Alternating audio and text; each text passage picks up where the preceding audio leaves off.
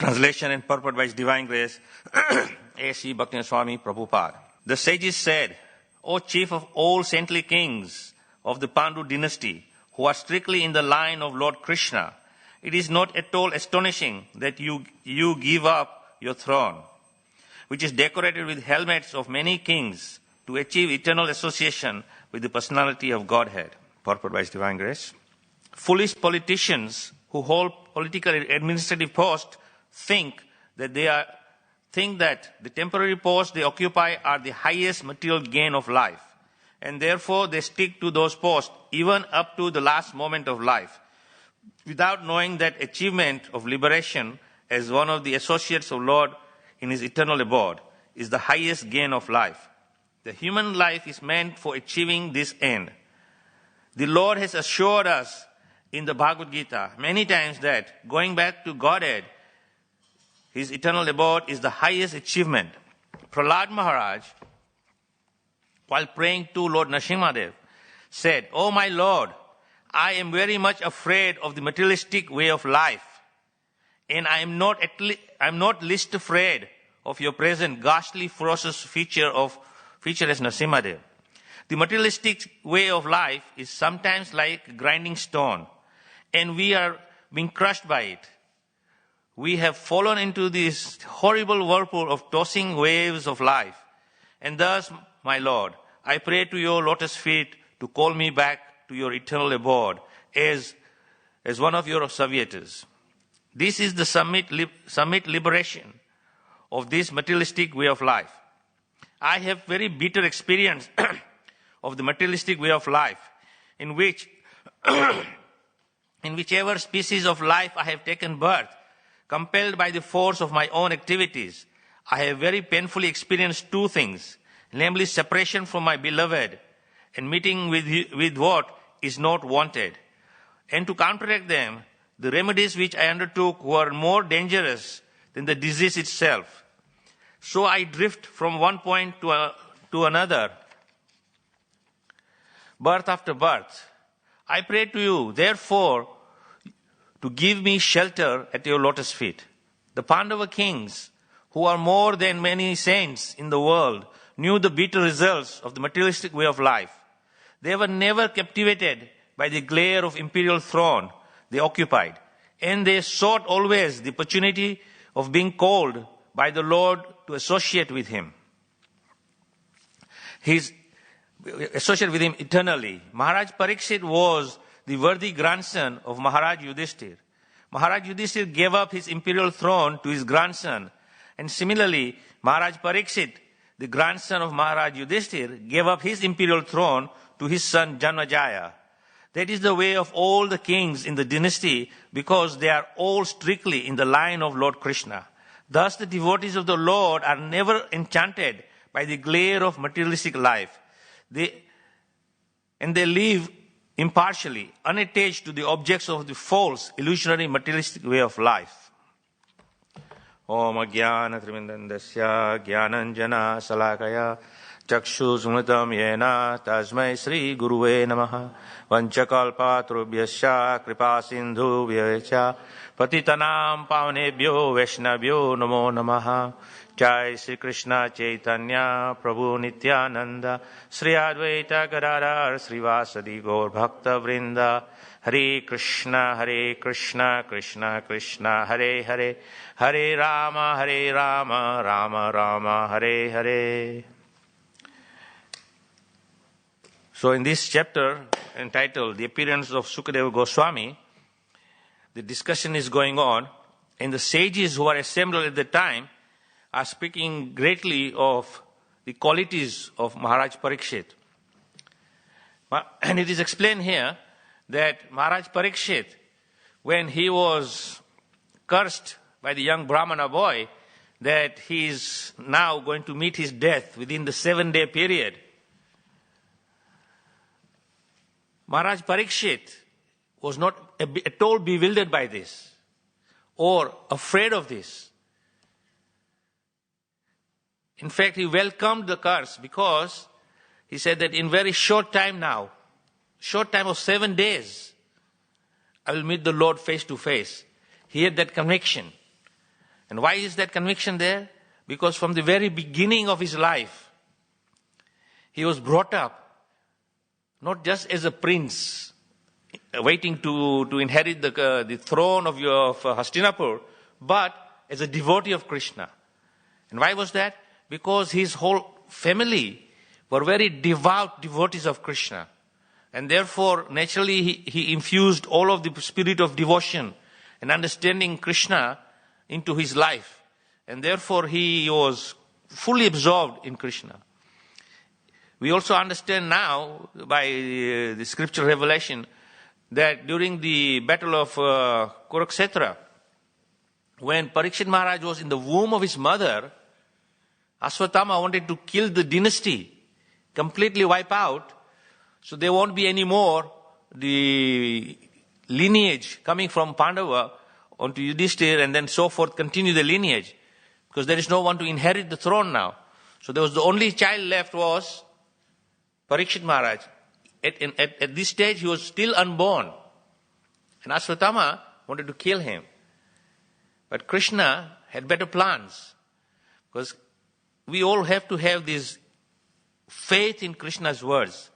Krishna says very clearly in the 18th chapter of Bhagavad Gita, Sarva dharmam parijata mam ekam sharanvaja aham tam sarva papeviyo. That you give up everything. Come and take my shelter. I assure you, I'll free you from all difficulties. Parikshit Maharaj is an example of that. That even while he's in the womb of his mother, Krishna comes to protect him from the greatest danger of being killed by the Brahmastra weapon. So here, we learn this all the time. Many times we hear a Bhagavad Gita class or Srimad Bhagavatam class, or even within our own preaching. We try to convince, give up everything. Take shelter of the Supreme Lord. Be attached to His lotus feet. And you'll be free from all anxieties. You'll be free from all dangers. This is because Krishna promises this.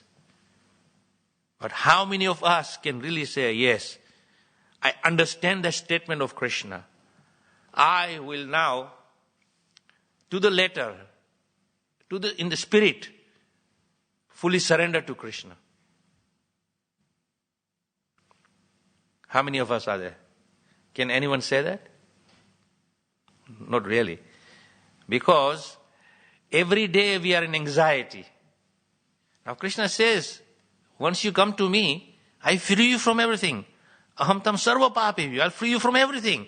From suffering, from anxiety, want of need, everything I'm free you from. And we repeat this over and over and over. But we are not convinced.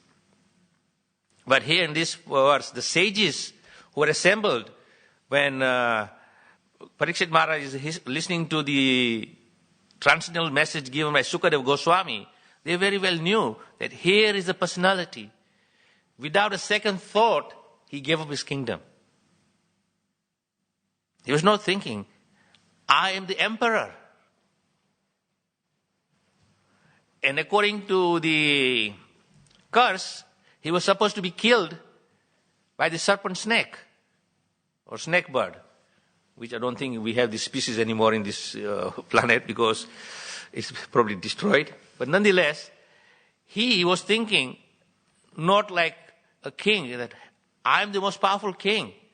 I have the whole army at my disposal. I will surround myself with all these soldiers, with all the weapons at my disposal, and not even an ant can cross the path. And what to speak of the 7-day curse? The snake bird will not come and bite me, and definitely I won't be killed. He wasn't preparing. He immediately said, yes, this is an opportunity for me, calling from Krishna. I will go back to Krishna. And he had no qualms about it. But as Prabhupada is mentioning here in the purport, that in this material world we think that if we have some very exalted position as a politician and become either the prime minister or the president of the country, you think that this is the highest achievement in the material world. And you'll be free from all anxieties, because you have the most powerful position in the country. All the citizens, whether they like it or they don't like it, because some of them may have voted for you, some of them have not voted for you. But since you are now the designated Prime Minister or the President of the nation, they have to respect you and bow down to you, even though they may not agree to your way of managing the country. But nonetheless, he's still the powerful person. And he thinks, I am the controller. And this is the greatest disease. The greatest disease we have in this material world is thinking, I am Ishvara. I am the controller of everything. Even though in practice we know that we try to control everything, but we miserably fail. But still we do not learn. We have hope against hope. Yes, no, I'm still the powerful person. I have a position. Therefore, I will control. And we try to control. And this is the disease where Krishna is explaining. Aham Ishvara. That we think we are gods. We are controllers. And everyone wants to control everyone. But we know that we may be controller of, say, some persons under our jurisdiction. But there is someone else above us. And then there is someone else above that. And someone else above that. So there is always going to be someone higher than you. And ultimately, the highest position, which is of the Supreme Controller, is none other than the Supreme Lord Himself. Now, we understand this from the scriptural descriptions given to us. And also in practical sense, we see that we are trying to control, but there is a higher controller. Someone who is far more superior to us. I will give you one example that during the 60s, when the American nation was all fired up, very proud of their achievement of a scientific advancement, and they were trying to send men to the moon, and there was that one moon mission where these 3 astronauts were blasted off, and they were up in the sky somewhere, and something went wrong. And Prabhupada is explaining that all these atheistic scientists who were so proud of their prowess and the control they had through this so-called technology, and they had completely disregard for the Supreme, because they were thinking they are the Supreme controllers. And I still remember way back, the old days, we had this old black and white television, and we were watching live the telecast of lifting off the spacecraft. And there was an appeal by the president of the country to all nations around the world, and saying, whatever religion you believe in, whatever God you believe in, please pray to that Lord to protect the lives of 3 Americans. And all the scientists who were sitting with their little monitors in the NASA's headquarters were all atheists, total atheists, non-belief, but they're holding their hands. Well, if there is a God, God, protect our 3 astronauts. So even the atheists who have no faith in the Supreme, at the time when the crunch comes, they were all praying. Now, my take on that is that they were not praying for the lives of the 3 astronauts. They were praying that whichever God is going to answer the prayer of all the nations from around the world, for the lives of these 3 astronauts will be saved. But they were more concerned for their pride. Because if that spacecraft blows up and disintegrates in the space, and the 3 lives are lost, it will be a big blow to their ego. That we are here, technological freaks controlling everything. And now, it is going to be so shameful for us. So they were not praying for the lives of the 3 poor astronauts, but they were praying for their own pride. Unfortunately, of course, those 3 astronauts demised through the explosion and they died. But the point is that even the atheistic class who have no real faith in God or superior power, when the crunch comes, they also have to submit to some superior higher power. But at least those of us who have understood by the mercy of Guru and Gauranga the supreme position of the Lord, and we have willingly taken shelter at the Lord's lotus feet in the process of bhakti to try to come out of this mode of aham ishvara. But that tinge is still hanging around within us, that we don't have complete faith. So we have to develop that full faith. That's why Prabhupada has mentioned the purport, that we are thinking this achievement is the highest. But the highest achievement is in the line of the dynasty which is coming in the line of the Pandavas, that they are coming in the line of devotees of Krishna, and therefore all of them, they had full faith.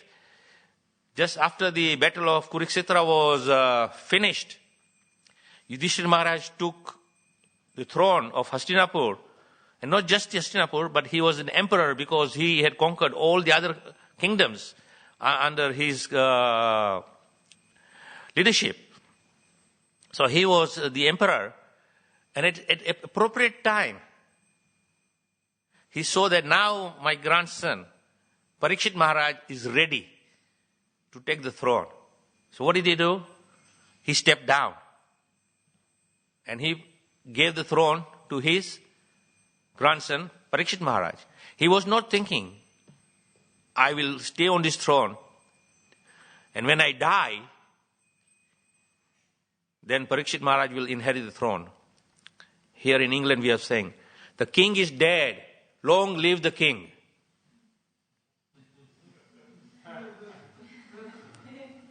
So the king has already died, but still the next statement following is, the king has died, long live the king, because the new king immediately takes over and continues the paramparic line of the kingly rulers of this country. And I don't know if you know, in this country, in Buckingham Palace, there is the flagpole when the queen comes to stay in the palace, then they hoist the flag. That is called the standard. It's not the Union Jack, but it's the queen's flag. And that flag is never lowered. General practice all over the world, which is, I think, introduced by the British, is that when some prominent person departs, to show mark of respect, the flag is lowered at half-mast as a respect that, to honor that person. Here, the Queen's standard flag will never be lowered. Because if it is lowered, that means the throne is no more. Not just the person, but even the throne is gone because there is no more kingdom. So that is a sign that it will remain up there. So, as I said, the king is dead, long live the king. In this case, when the queen departs, I will say the queen is dead, long live the king, hopefully. But we see right now, in this country, Her Majesty the Queen, she's almost 95 years old, and still she doesn't want to give up her throne. And her poor son, Mr. Charles, Prince Charles, none other, is waiting for the throne. And we don't know what is going to happen in the future. Tomorrow, if Prince Charles drops dead, then it will be Prince William who will come and take the throne. And poor Charles, although born in royalty and rightfully it is his right for the throne, will never get the throne. But in this situation, we can see that Yudhishthira Maharaj, timely, he gave up his throne to Parikshit Maharaj. And there's a whole chapter in the Bhagavatam. The Pandavas retired timely. And they said, okay. So this is actually a Vedic culture, that at some point we have to give up our social commitments, social positions, and give our life for the practice of devotional life and Krishna consciousness. And this is actually described by Krishna himself in the Bhagavad Gita. Chaturvarnya Maya system, guna karma vibhagash. That these 4 varnas and 4 ashrams, I have established them. And what is the purpose of these 4 varnas and 4 ashrams? For spiritual upliftment. So the 4 ashrams, the first one is a student ashram, which we call Brahmacharya ashram. And after the training of the Brahmachari under the guidance of the spiritual master, then at appropriate time when the Brahmachari is fully trained in the ways of life, not just materialistic life, but spiritual life as a balance.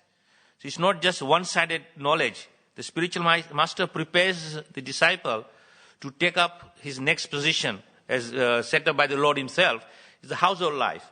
And when you take up household life, then you know your duties within the household life. And whatever duties you have to perform, you will execute them perfectly according to the rules, regulations of the scripture and dharma. Then at appropriate time, when your household life is finished, then around the age of 50, you begin to think about taking vanaprastha. You hand over your whole family, you hand over your social duties and commitments to your children, and you take vanaprastha. And in traditional sense, the vanaprastha means that the husband and wife would leave home with a small baggage of maybe 1 or 2 pieces of clothing, and that's all. And they would go from pilgrimage to pilgrimage to pilgrimage, from all different holy places up and down the country. And what would they do in all these holy places? They would seek out saintly persons and take shelter from the saintly persons and hear about the transcendental subject matter described in the scriptures to uplift their consciousness and become detached from the materialistic way of life. And because they are visiting all the holy places, and generally it is a tradition, in the holy places mostly it's the saintly persons who reside. Of course, nowadays we don't find so many holy persons, but we find more materialist businessmen who are trying to earn their livelihood, especially in the modern day now. You go to Vrindavan and you find all these shops and devotees who are going on a pilgrimage to Sri Vrindavan Dham. What happens? We go to Sri Vrindavan Dham with great expectation. We're going to the holy Dham. We're going to the birthplace of Krishna and Krishna's playgrounds.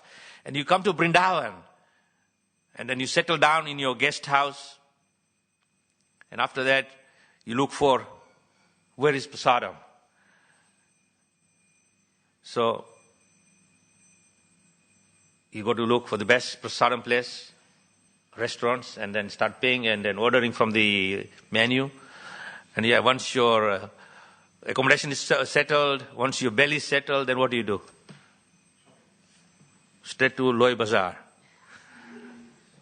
And you spend most of your time in Loi Bazaar shopping. But where is Krishna in all this? Oh, he's just in some back burner, he'll come. So just like this atheist, when something trouble comes, then you say, oh, Krishna, help me. I'm in trouble. I'm in pain. I'm in disease condition. I want of this. I want of that. So even now the holy places are not there. But anyway, the point is that the tradition which is set up by the Lord himself is that vanaprastha is a time when you slowly minimize your social activities and increase your spiritual activities. To the point where you are now so much enlightened by the mercy of all the saintly persons and full of knowledge that you don't have any more attraction for materialistic life. All your attraction is for Krishna and Krishna's lotus feet. And you just want to see the lotus feet of the Lord. And every breath is just looking forward. Hey Krishna, I'm coming closer to you. Krishna, Krishna, Krishna. And finally when that inevitable end comes, and you leave your life airs, and you just go, Krishna! And then you end up in the spiritual world. That's the process.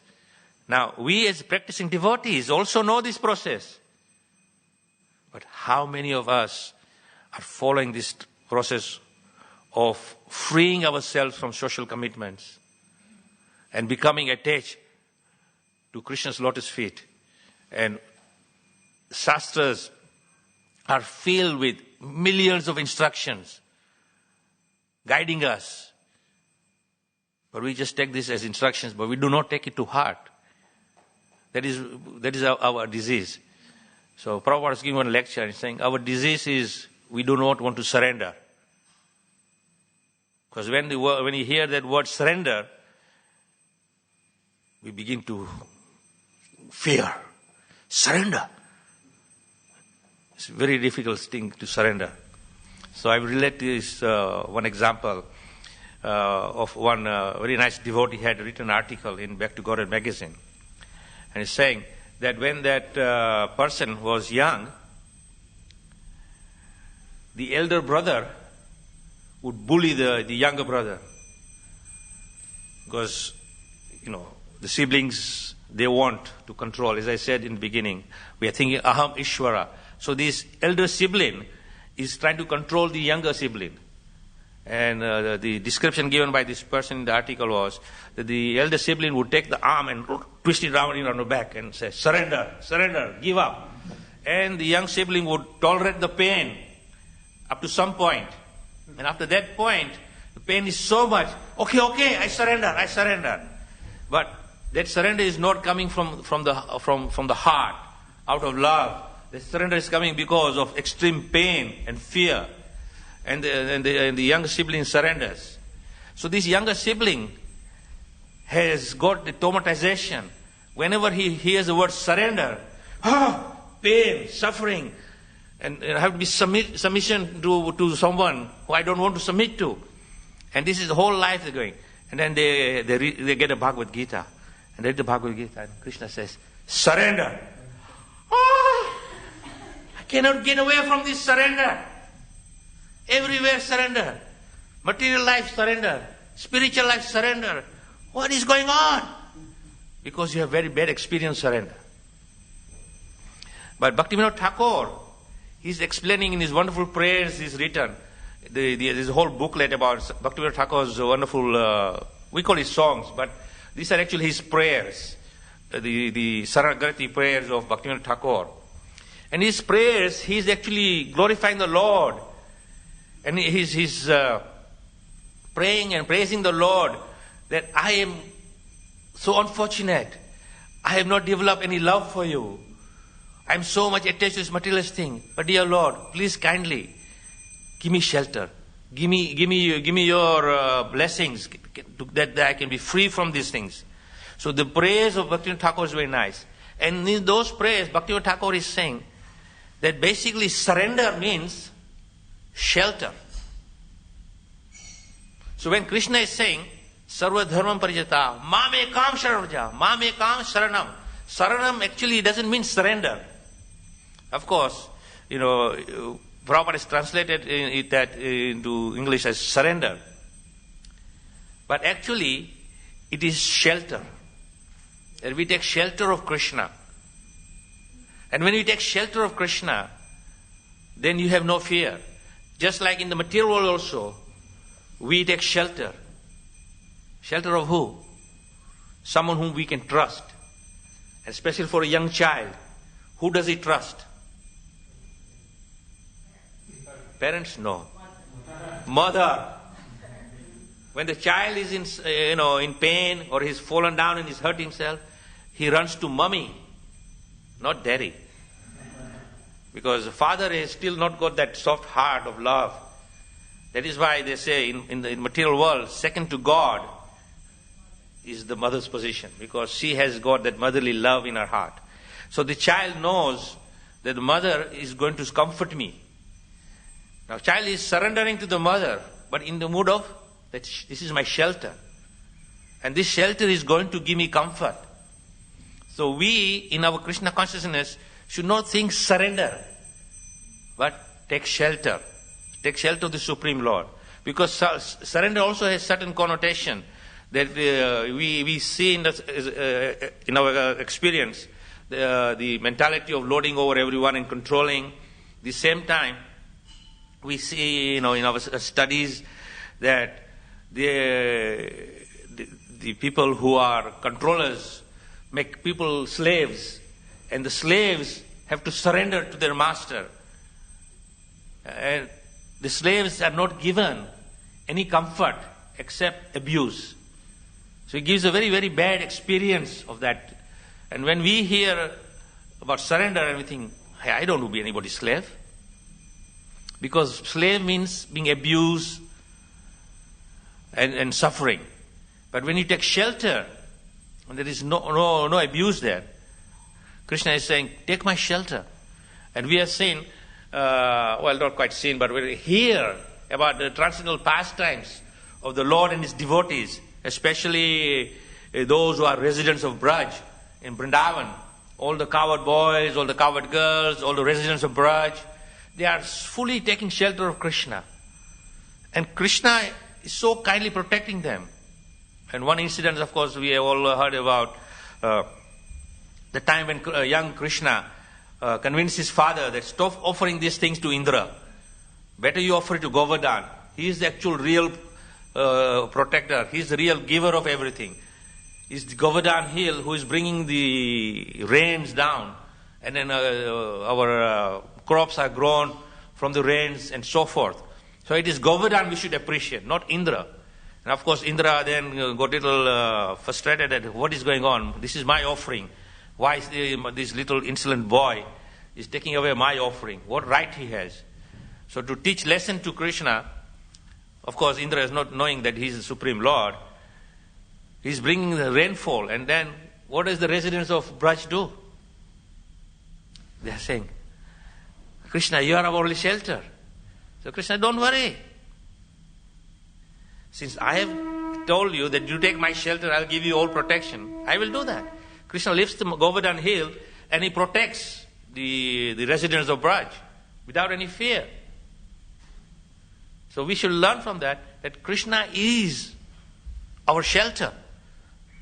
There is nothing wrong in surrendering to Krishna, because Krishna is most concerned for our well-being than anybody else in this whole universe. Prabhupada explains that Krishna is our best well-wisher. And when Krishna is your well-wisher, then do you think He will do anything that will harm you or bring discomfort to you? No. Krishna will give you all shelter. He'll protect you. Just like in the prayers here, we are seeing, Prabhupada is quoting in the purport, that Prahlad Maharaj, when he sees that ferocious form of Nrsimhadev appearing from the pillar, Prahlad was like, wow. He was with awe and reverence to see this very ferocious form. And Hiranyakashipu was thinking, oh, what is this, man? Death personification has come. And not only that, but in the Bhagavatam we read when Nrsimhadev, broke the pillar and appeared, the thunderous sound was piercing all the three worlds, and everyone was fearful of the sound. What to speak of seeing the personality of Nrsimhadev. And of course, Hiranyakashipu also a very egoistic person, thinking, I am powerful. I will kill him. So he's trying to fight. Nrsimhadev says, okay, it's playtime for me, because Nrsimhadev can say,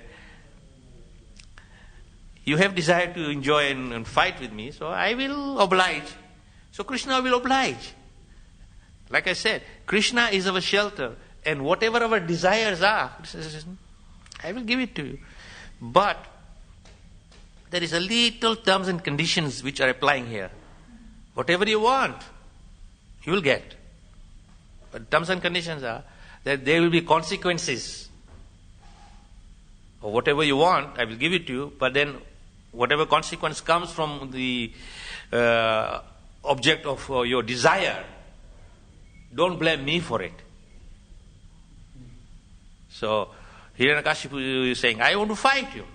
So Nrsimhadev says, okay, no problem, I am ready. So he was fighting, and tossing him, and it is described that the description of a cat has getting hold of a mouse. And the cat is not immediately eating the mouse. He grabs the mouse and then lets it go. And the mouse saying, oh, I'm free, and then gets it again and again. Until the cat then takes the mouse and puts it in the mouth. At that point, the mouse saying, okay, now it's too much. I can handle this, because I'm going to become someone's prasadam any second now. So Hiranyakashipu was toying around, or rather Nrsimhadev was toying around with Hiranyakashipu until that appropriate time came.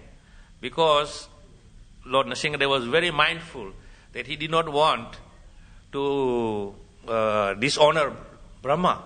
Because Brahma had given the boon to Hiranyakashipu. So at the appropriate time, when all conditions were right, then Nrsimha said, okay, and he rips someone apart, you know.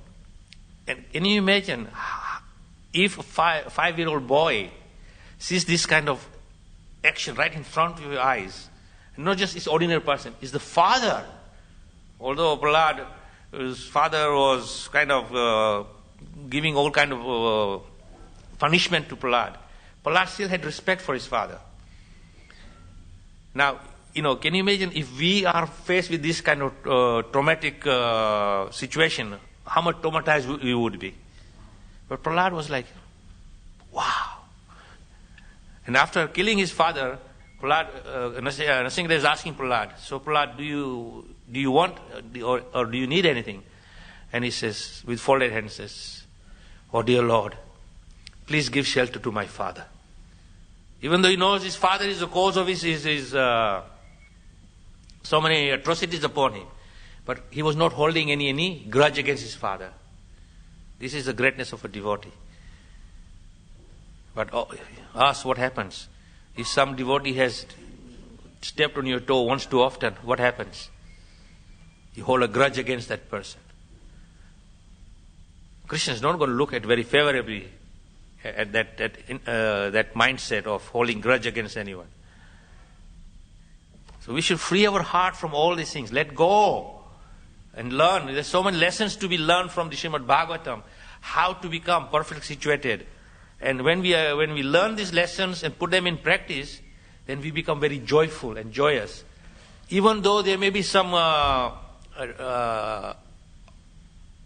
unsavory situation which we are put in, still we do not mind.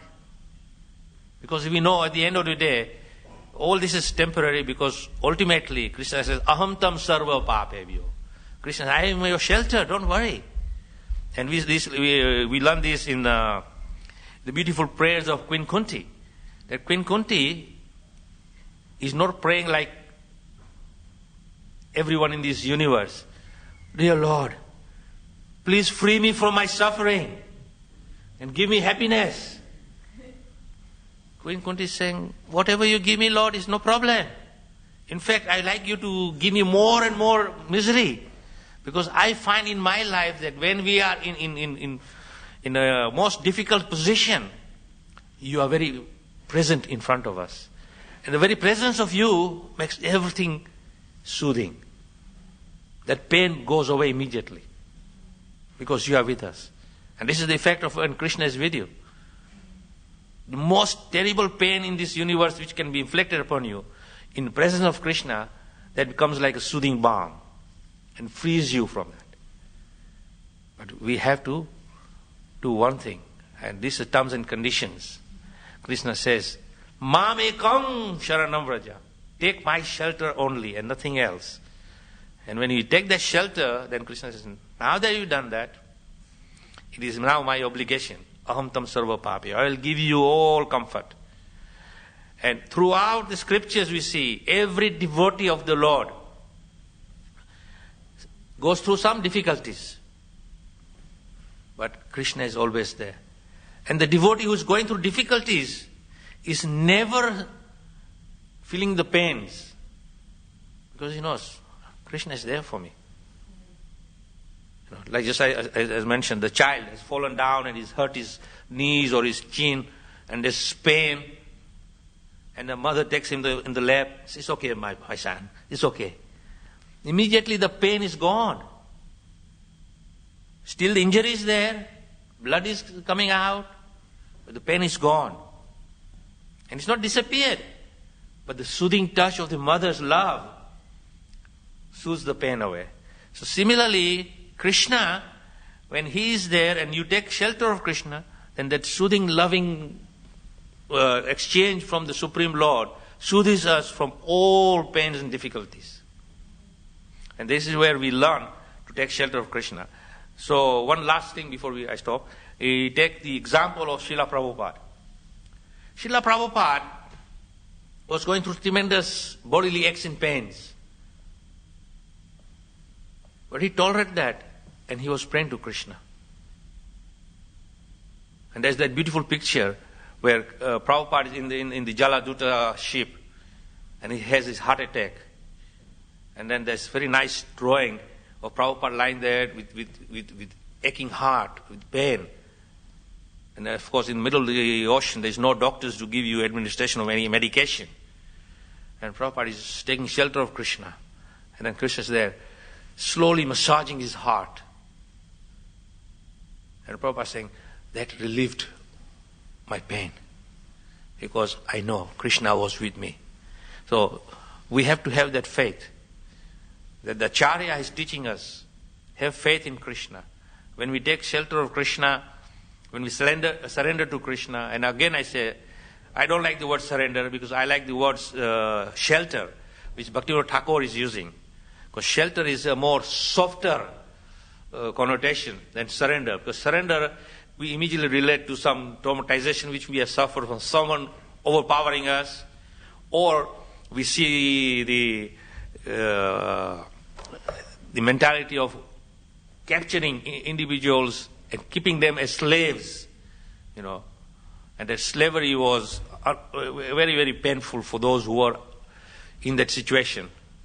And then when they got freedom, they felt, I have now freedom. But anyway, surrender kind of gives that connotation of slavery mentality. But when you take shelter, then shelter for me is like the soothing hands of the mother, giving you loving affection and frees you from your pain. So Krishna gives that same shelter. So on that note, I would just say, let us all take full shelter of Krishna. And that way we will be fully under his protection. And then we won't have any qualms of giving up anything. Just like Parikshit Maharaj gave up his throne and said, okay, I am not going to make this arrangement to protect myself from this bird snake. I will surrender. I will go and take shelter of Sukadeva Goswami, hear from him what I should be doing at this stage of my life when I'm facing death. And all of us are also facing death. If not today, then tomorrow. Unfortunately, we don't have the luxury of 7 days. We have an open checkbook here where it could be submitted to the bank any time. So we should be prepared. And as the saying goes, remember Krishna 24 hours a day, and when that inevitable time comes, you are quite happy. You are in no anxiety, no pains, no attachment. Be detached. Krishna gives you, Krishna takes away. So for me, I understand if something comes to me, then Krishna wants to give it to me. And if something is gone away from me, so Krishna is taken away from me because I don't need it. Although my mentality is thinking, I need. But Krishna says, you don't need it. I know better than you. Because I know your tomorrow. You don't know your tomorrow. So therefore I'm preparing you for your tomorrow. So let's leave it to Krishna for our tomorrows and not plan for tomorrow. But what we can do today in terms of chanting his holy name, reading the scriptures, serving Krishna, and sometimes it's not possible to serve Krishna directly, then Krishna says, plan B is there for you guys. If you cannot serve me directly, I have arranged all my devotees. Serve my devotees. And it's as good as serving me. So we have opportunity to serve Krishna's devotees. That means we are serving Krishna, and then we can be very happily situated in our transcendental journey, going back home, back to Godhead. So I'll stop here. Thank you very much. Hare Krishna. If anybody has any comments, any questions?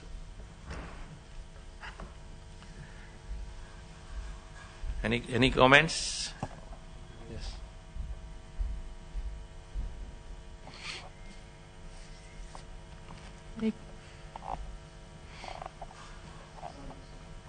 Hare Krishna Maharaj. Thank you so much for a wonderful class.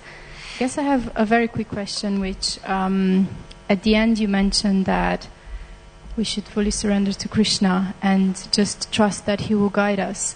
How do we know, we always have to take some sort of action. How do we know if that action is coming from our own mind or if it's coming from Krishna, the next direction for our next step? Well, you see, we have to think that if we are going to take some preventative action, that it is coming from the mind.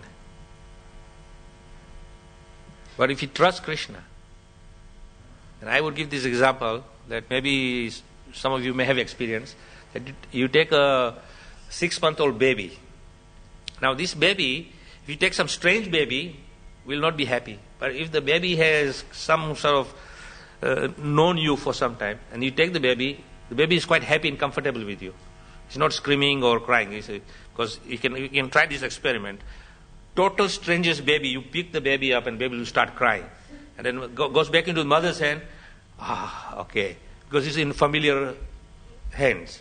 But if you are like an auntie or an uncle, and you take your little niece or nephew, and then you take the child and you throw up in the air, what is the child going to do? He's not using his own mind. He's not thinking, I'm going to fall and break my head or something. But there's a smile on the face, because the child knows as soon as he's thrown up, he's going to be taken in the hand of the loved one whom he trusts or she trusts. So similarly, we have to trust Krishna. Krishna will never put us in any of that dangerous situation where harm will come to us. So of course I'm not saying we should not use our intelligence. That you are walking, and you walk into the door and say, well, Krishna will protect me. No, Krishna said, there's a door, I've given you eyes. Look at the door, open the door and then go through the door. Don't run into the door. So this is just an example. So we have to use our intelligence. Krishna says, I've given you intelligence, I've got to give you facilitation of everything to avoid. But sometimes we are in a situation where we cannot avoid. So then we have to trust Krishna. That he is there, he'll protect us. Just like the child knows that when the child falls in the hands of the person, and immediately the child is a big smile on the face. He's not thinking, what the hell are you doing, I'm a living entity here, and you're throwing me up in the air, and you scared the life out of me. No, the child doesn't think like that. He says, happy, carefree, because at that stage, the child mind is of innocence. What happens to us as we grow older, we become more dependent on our own intelligence and our own mind. And we have lost innocence. And because of that innocence is lost, so we don't depend on Krishna. We depend on our own energies. And we think, I can protect myself. But in reality, we cannot protect ourselves. It is only Krishna who can protect us in every situation. So we have to train ourselves. And I heard some senior devotees who were associating with Prabhupada in the early days. They said, sometimes this is their impression of Prabhupada. Prabhupada is like a little child. Now, Prabhupada was no little child. When he went to America, he was 71 years old. And when the first devotees came in 1966, he was 71 years old. A 70-year-old man, but they could not see him as an old man. They see innocence in him. Because Prabhupada's heart is full of innocence. So we have to nurture that innocence in our heart. And when we nurture that innocence, then we can take shelter of Krishna. Otherwise we're thinking, I am strong. I can control myself. I can defend myself. Of course, we have intelligence to take precautions, but at the same time, we have to develop that innocence. And then only in that innocence, we will have full faith in Krishna. So, I don't know if I answered your question. I did. Thank you so much. Hare Krishna. Thank you. Okay, so it's 8:45. Any more comments, questions? You can speak. It's a small room, you don't need mic.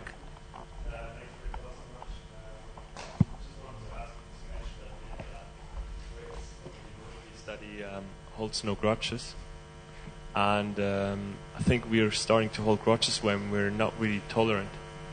So I wanted to ask if you could share a bit more about how we can become more tolerant. Well, you see, it's very simple.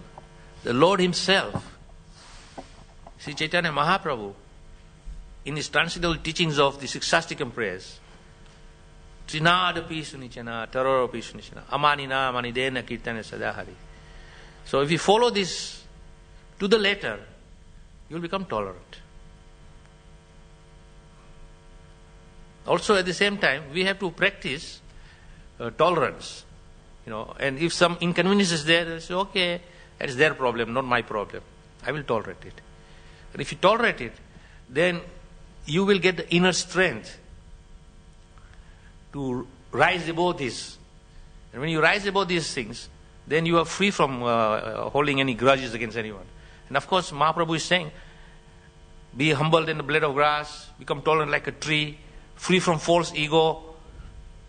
And then he's saying, but must be ready to give respect unto all others.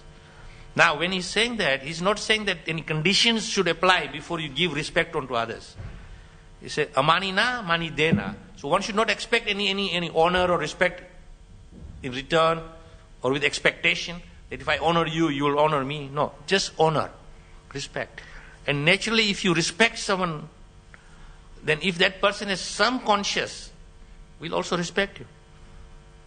Prabhupada said that if an enemy comes to your home and you just slam the door on him, the animosity will increase. But if the enemy has come to your doorstep, you say, okay, welcome, please take a seat, give him a glass of water. Immediately his animosity will go. Because saying, I came here with animosity in my heart, but he's welcoming me. That is how you can change yourself, tolerance. And to avoid holding grudges against anyone, say, well, maybe I must have done something to that person, that's why he's giving it back to me. Now we have equaled out our balance. There is no carry forward anymore. Balance is zero.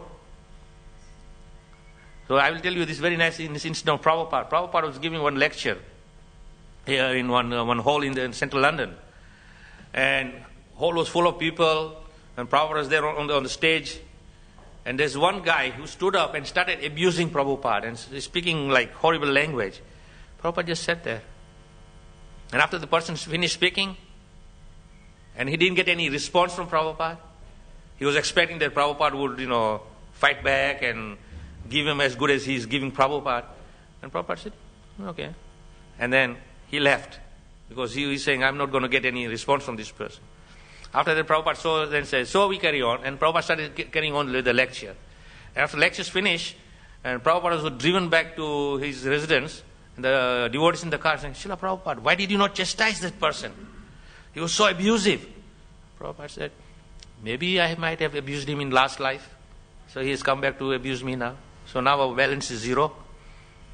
This is tolerance.